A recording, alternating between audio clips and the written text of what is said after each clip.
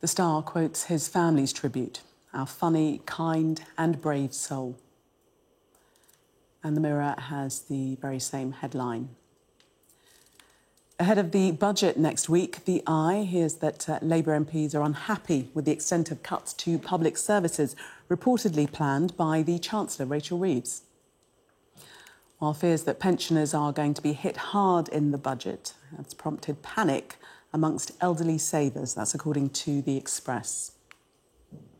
And a reminder that by scanning the QR code you'll see on screen during the programme, you can check out the front pages of tomorrow's newspapers while you watch us. And we are joined tonight by Steve Richards and Salma Shah. Welcome to both of you. Let's start with the front page of the Telegraph, and the headline there: Israel kills Hamas leader. It's pictured on the front page of the paper. Many saying that now this is a turning point in the war. International voices calling on Benjamin Netanyahu to end the war once and for all now. Well, the fact that Yahya Sinwar was the IDF, Israeli Defense Forces, #1 target and has the head of Hamas, and was known to be hiding in Gaza and using, according to reports, human shields amongst refugees and civilians. One would expect that this to be that turning point that everybody is talking about.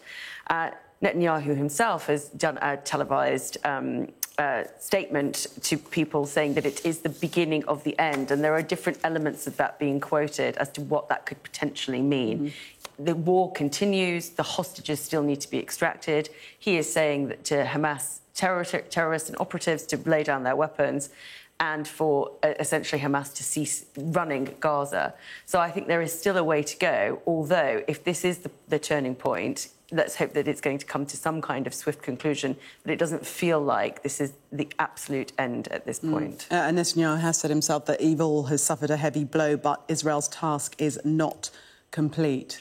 Yeah, well, I'm unsurprised to hear that from him. But if not now, when? I mean, how do you define the ending of this terrible conflict where there has been so much suffering since October the 7th, including October the 7th? So I think the questions are about whether the agencies are in place for some sort of negotiation to begin, including the Israeli government, obviously. And also whether, I mean, these things take place in a context, whether the degree of slaughter over the last 12 months makes the various other players up for a negotiation. In other words, at the end of all of this, is Israel more secure than it was on October the 6th, which has been the strategic aim and rational aim of what has happened since. So I think there are still lots of questions in the air. But I think the fundamental one is, if not after whether it was accidental or not, the death of the Hamas leader, if not now, when? Turning to the Guardian and the question there that we're posing, is this the beginning of the end of the conflict? But we must factor into the equation the hostages that still remain, and does this improve their plight or otherwise? Yeah, indeed. And the question is that even though they have had a decapitation strategy, taking the leader out of an organisation, what still remains? And as Steve rightly says, this is not something that is just players within Gaza or within Israel. This is about, active agents, if you like, in other nations. Hamas people who are still outside of Gaza, who are still sort of commanders. And what is happening in Iran, for example? How is Tehran going to respond to this? Do they want to continue? Are they in a position where they are actually going to retreat from some of this push, and indeed in Lebanon as well? So there are a number of different factors, a number of different countries that are involved in this, and everybody needs to be willing to come to the negotiating table and provide, I suppose, Israel with that security that those attacks are over, and with Gaza, that for the Israelis, that ability in the first instance to provide humanitarian aid. So I think that there are a couple of steps that we need to go through, but critically actually being able to get aid into Gaza is one of the first things that I'm hoping would be a result of this being the beginning of the end. We know that the international community watching keenly. President Biden has had a conversation with Benjamin Netanyahu and suggesting that this should offer a concrete opportunity to get the hostages back, something that Netanyahu says is his priority. Yeah, well, that clearly would have to happen before any serious negotiations took place. But we are dealing with a lot of unreliable figures here. I mean, the Israeli government, you have no idea what they're going to do next, to be honest. And the influence of the international community, I mean, they've all been out this evening. I saw you ran a clip of Kamala Harris as well, saying, right, now this has got to stop. This is the moment. But one of the interesting things has been to measure the degree to which even the United States has had much influence on the Israeli government so far, and why that should change in the context of what for them is a moment of real significant progress, as they would see it. It's impossible to measure, so I don't think anyone quite knows what will happen next. But so far, the influence of America, let alone the United Kingdom, has been minimal. And though we've heard from Kamala Harris, as you say, suggesting that this could be the beginning of the end, she did also reiterate that Israel does have the right to defend itself. And Netanyahu was saying that this should be a warning to all of Israel's enemies that good will triumph over evil. Yeah, I think we've also got to remember that there's a political context within Israel as well, where at the end of the war, what happens to Netanyahu's position, because it's a coalition government, it's very split in terms of what the future is going to look like, and also what is then going to happen in Gaza in terms of rebuilding, so that there is going to require a big international effort. So absolutely, I think most Western powers would support that statement that Israel absolutely has the right to defend itself.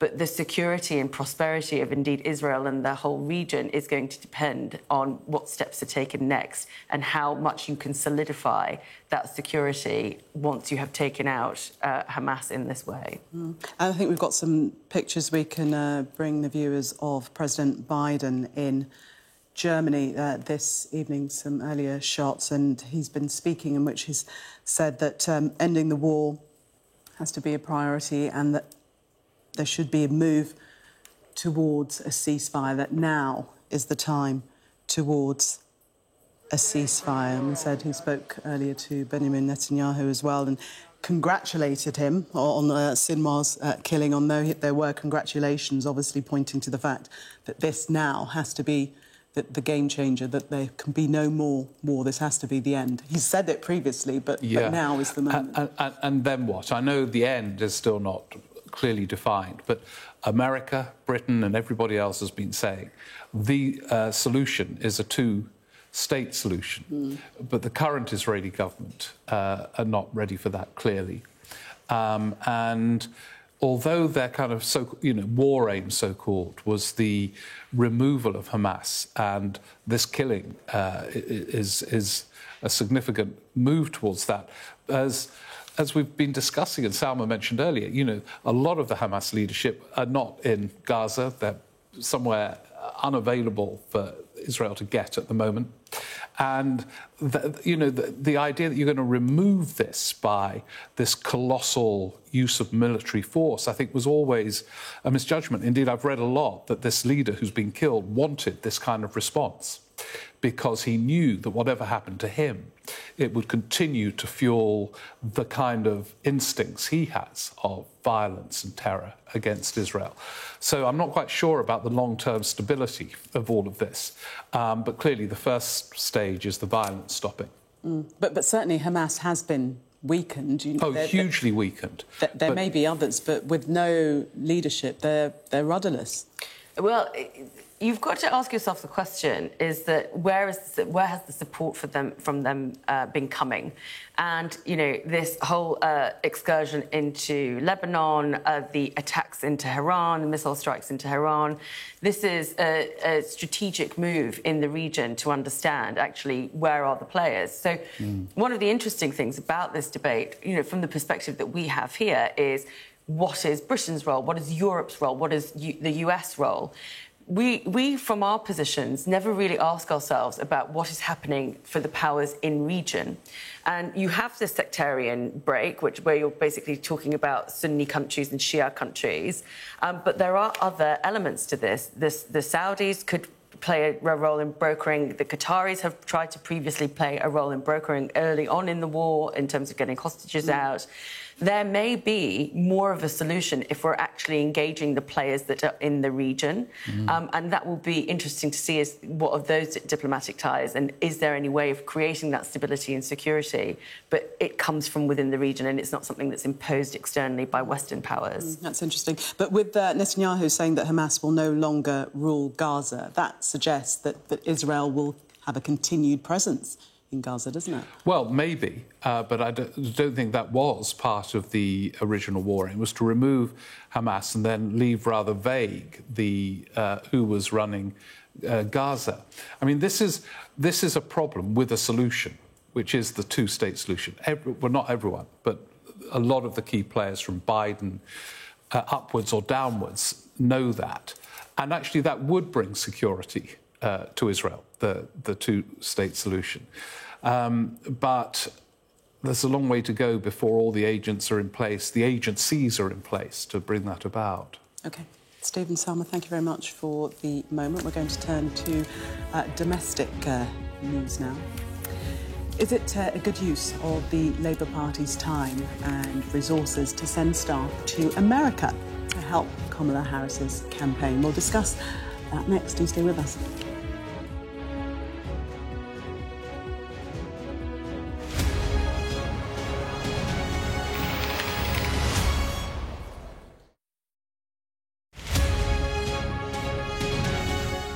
I'm David Blevins, and I'm Sky's senior Ireland correspondent. It takes 60 minutes to cross the Irish Sea. It took the British monarchy a century. I've spent 30 years reporting the journey from conflict to peace. The political parties of Northern Ireland have reached agreement. If there's anyone who might know how to fix Northern Ireland's devolved government, it's the American architect. Changes in circumstance require changes in approach. The end of the political stalemate, the start of a new chapter for Northern Ireland. I confirm that I am willing to take up the office of First Minister. My election to the post of First Minister demonstrates the change that's happening on this island. Catholics and Protestants on different sides, now facing the same threat. If we both contract COVID-19 and end up in hospital, religion's nothing. People here are adept at finding hope amid adversity. That's the spirit of a place that punches way above its weight. We help you understand the world with us. A toxic blue-green algae now poisoning Lough Neagh. It's breaking your heart what has happened here. It is. This is a vital resource, a national treasure, now fighting for its very life. They are effectively surrounded by Northern Ireland, and that makes this the most unlikely of international frontiers. If there's a hard border, I think it'll cripple the country. Winter is coming. Welcome to Winterfell. It's an iconic location in this globally acclaimed drama. Ophelia was the most powerful hurricane this far east in the Atlantic on record. Sky News, the full story first. Our app gives you the very best of Sky News wherever you are. Breaking news, videos, analysis up at 6%. Podcasts, watching us live. Joins us live. All in one place. And all at just the touch of a screen. The Sky News app. Get the full story first.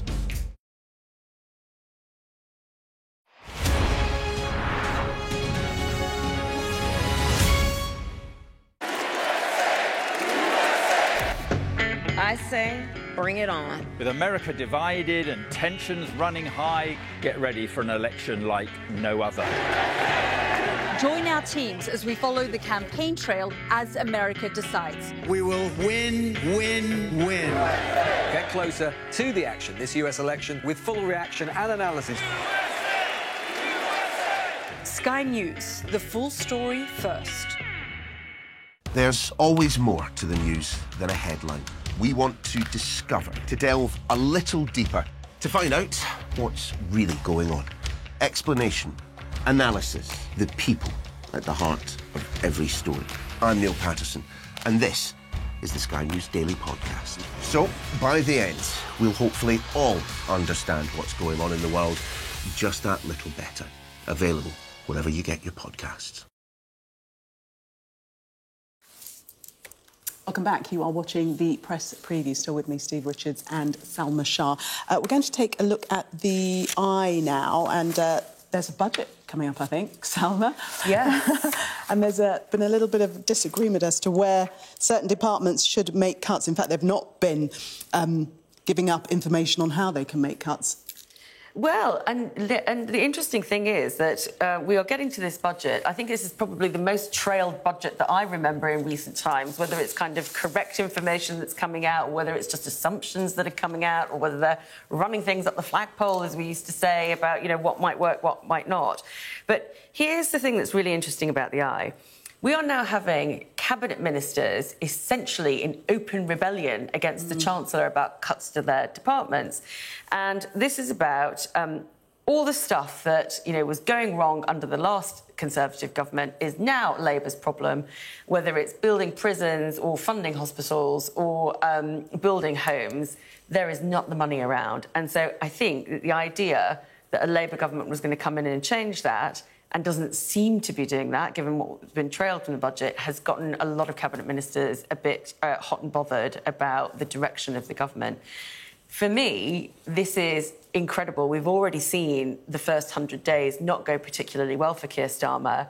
If he has now, or indeed Rachel Reeves, lost control of this budget process and cannot find the discipline within the cabinet, then this is actually quite catastrophic for them in terms of having control, because it seems like they've lost control of the process. Also reeks of division, with Angela Rayner sending a letter to Keir Starmer expressing her concern.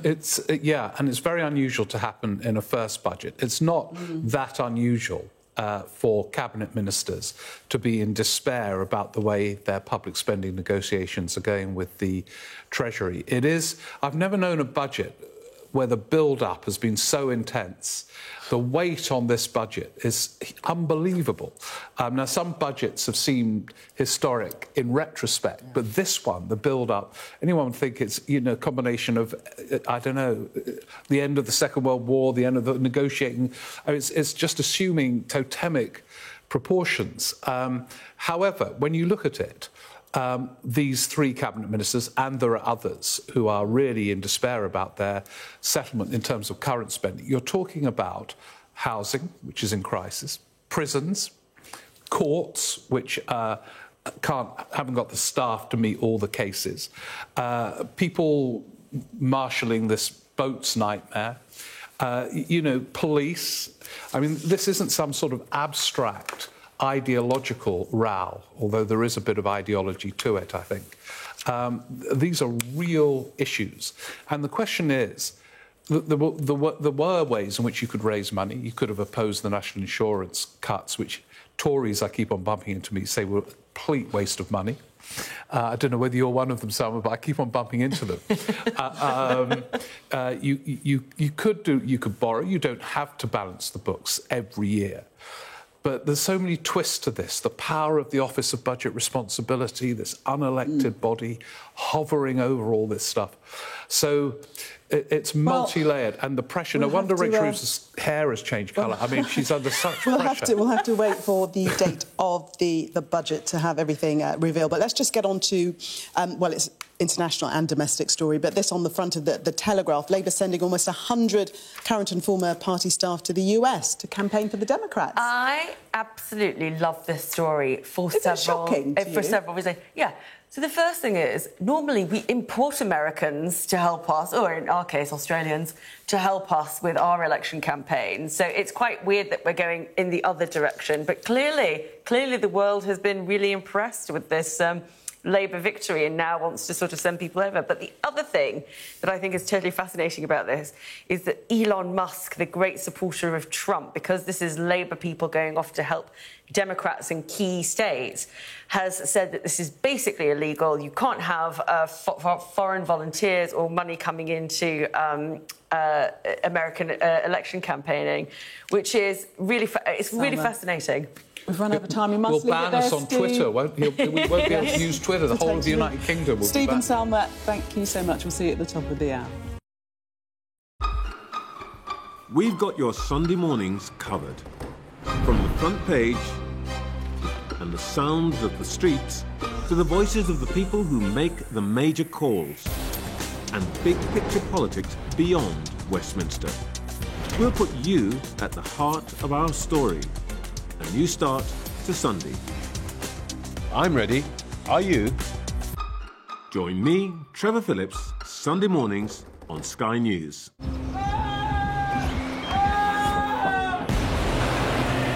most significant day of this conflict. They keep telling us that they want aid. And this is what's left of it.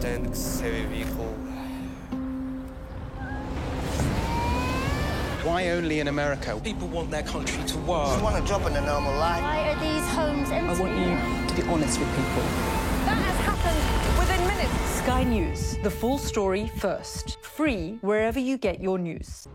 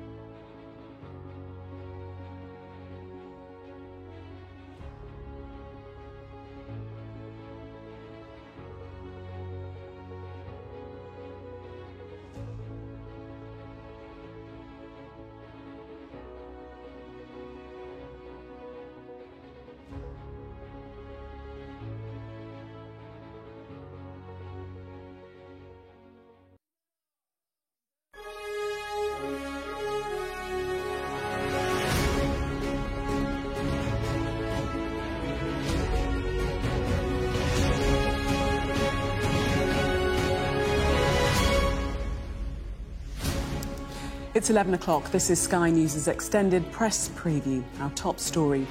Israel kills its most wanted man, Yahya Sinwar, who masterminded the October the 7th attacks.